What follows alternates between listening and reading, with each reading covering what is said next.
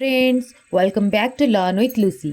आज हम लोग अल्टरनेटिंग करेंट का कुछ न्यूमेरिकल प्रॉब्लम ट्राई करेंगे। ठीक है, पहला प्रॉब्लम है the instantaneous current from an AC source is given by I equals to 5 sin 314 t। What is the RMS value of the current. तो इंस्टेंटेनियस जो वैल्यू होता है करेंट का, जो जनरल फॉर्म है क्या है, I equals to I naught sine omega T होता है। और आई आर एम एस उसका वैल्यू जो होता है उसका पीक वैल्यू डिवाइडेड बाय √2 होता है। तो इस हिसाब से अगर हम लोग देखेंगे तो आई इक्वल टू कितना दिया गया है ना, 5 sin 314 तो इससे हमें क्या पता चलेगा ना, I naught is equal to 5 and omega is equal to 314। ठीक है, तो I R M S equals to I naught by √2। I naught कितना है, 5/√2, 5/√2। दैट इज इसका वैल्यू कितना होगा, 3.54 एम्पियर।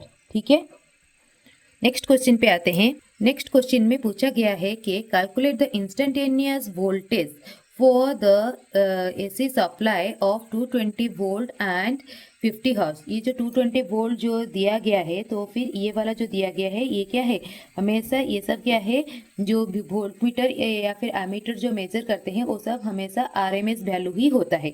तो आरएमएस वैल्यू कितना दिया गया है ना, 220 वोल्ट दिया गया है और फ्रीक्वेंसी दिया गया है 50 हर्ट्ज दिया गया है। तो इंस्टेंटेनियस वैल्यू पूछा गया है। इंस्टेंटेनियस वैल्यू क्या होता है ना, E not sine omega T. ठीक है, ई नॉट जो होता है वो क्या होता है, मैक्सिमम वैल्यू या फिर पीक वैल्यू होता है।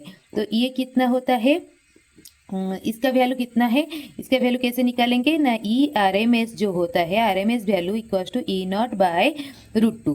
तो इससे क्या पता चलेगा ना, E naught equal to √2 into E R M S. ठीक है, तो peak value of the voltage is, peak value of voltage is √2 into E R M S कितना दिया गया है ना, 220 वोल्ट। तो ये कितना हो गया ना, 311। इसको कैलकुलेट करेंगे तो 311 वोल्ट हो गया। √2 का वैल्यू कितना होता है ना, 1.414। ठीक है, तो उसके बाद ओमेगा, ओमेगा जो है वो क्या है ना, एंगुलर फ्रीक्वेंसी है। हमें फ्रीक्वेंसी में के टर्म में दिया गया है, और एंगुलर फ्रीक्वेंसी और फ्रीक्वेंसी के बीच में जो फॉर्मूला है वो क्या है, ओमेगा इक्वल्स टू 2πf है। तो 2π इंटू एफ कितना दिया गया है ना, 50।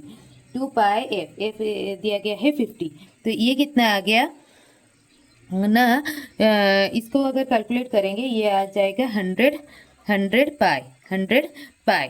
ठीक है, तो हमें instantaneous value E equals to, ये वाला फॉर्मूला हम लोग डालेंगे, ई नॉट जो कि कितना आया ना, 311 साइन ओमेगा के जगह पे क्या लिखेंगे, 100 पाई और T, 100 pi T. This one is the instantaneous voltage of the AC supply 220 volt and 50 hertz. 220 volt दिया गया है, मतलब एमीटर में जो वोल्ट मीटर में इसका रीडिंग दिखा रहा है 220 वोल्ट, और वोल्ट मीटर और एमीटर में जो रीडिंग शो करता है वो कि कौन सा वाला अल्टरनेटिंग करंट का कौन सा वाला वैल्यू शो करता है, आरएमएस वैल्यू ही शो करता है। ठीक है, नेक्स्ट क्वेश्चन पे आते हैं। नेक्स्ट क्वेश्चन दिया गया है, in an AC circuit the RMS value is 100√2 volt, determine the peak value of the voltage the mean value during a positive half cycle. ठीक है, तो आरएमएस वैल्यू, वोल्टेज का आरएमएस वैल्यू दिया गया है, आरएमएस वैल्यू दिया गया है, कितना दिया गया है ना, 100√2 वोल्ट। तो उसका पीक वैल्यू पूछा गया है। तो आरएमएस वैल्यू का फॉर्मूला क्या होता है ना, E naught peak value divided by √2। तो पिक वैल्यू कितना हो जाएगा, पिक वैल्यू हो जाएगा √2 into E R M S. तो √2 into E R M S कितना दिया गया है ना, 100 √2। तो √2 हो गया 200 वोल्ट। कितना आ गया ना, 200 वोल्ट। ठीक है, ये आ गया peak value of the voltage. ठीक है, अभी पॉजिटिव हाफ साइकिल में उसका मीन वैल्यू पूछा गया है।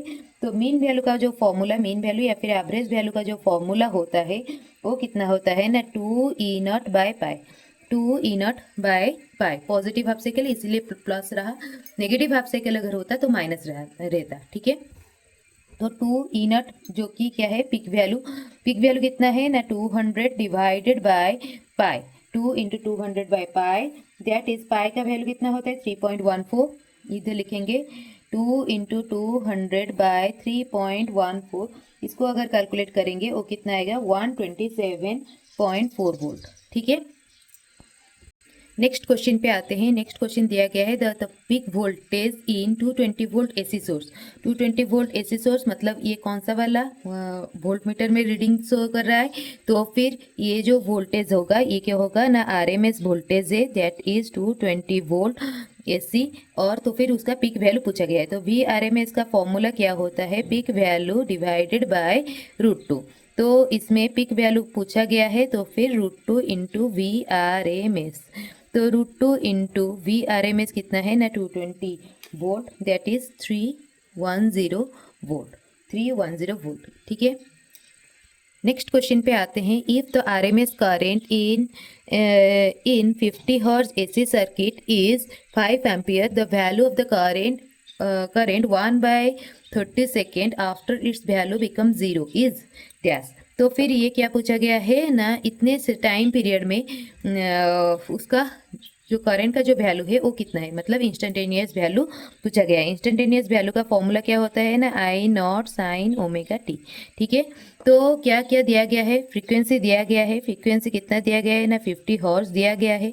AC circuit is 5 ampere, RMS current दिया गया है आई आरएमएस दिया गया है 5 एम्पियर और एक दिया गया है टाइम पीरियड। ये टाइम में 1/300 सेकेंड के टाइम में उसका करंट का वैल्यू कितना है वो पूछा गया है। ठीक है, तो हमें पिक करंट चाहिए। पिक करंट के लिए हमें क्या करना पड़ेगा आई आर एम एस का फॉर्मूला डाल लेंगे आई नॉट बाय √2। सो इधर से हमें क्या मिलेगा ना आई नॉट पिक वैल्यू मिलेगा √2 आई आर एम एस। ठीक है, तो यही वैल्यू पुट कर लेंगे √2 into I R M S कितना है ना 5 √2। ठीक है, एम्पियर। ये क्या हो गया हमारा पिक करंट हो गया। ठीक है, अभी क्या दिया गया है ना हमें ओमेगा चाहिए, फ्रीक्वेंसी दिया गया है। तो एंगुलर फ्रीक्वेंसी का फॉर्मूला क्या है ना 2πf। तो 2π इंटू एफ कितना है ना 50 दैट इज 100 पाई। ठीक है, ओमेगा निकल गया टी। अभी ये वाला फॉर्मूला डायरेक्ट डाल देंगे आई इक्वल्स टू आई नॉट की जगह पे क्या लिखेंगे 5√2 into sine omega T. Omega क्या है 100 पाई इंटू टी कितना है ना 1/300। 0 0 0 0 कट गया तो इसका क्या वैल्यू आ गया ना 5√2 साइन π/3। π/3 मतलब क्या है साइन π/3 मतलब साइन 60 डिग्री। तो हम लोग साइन 60 का फॉर्मूला डालेंगे √3/2।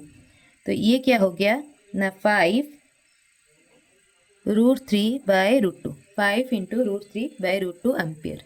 ये क्या हो गया instantaneous value at this time. ठीक है,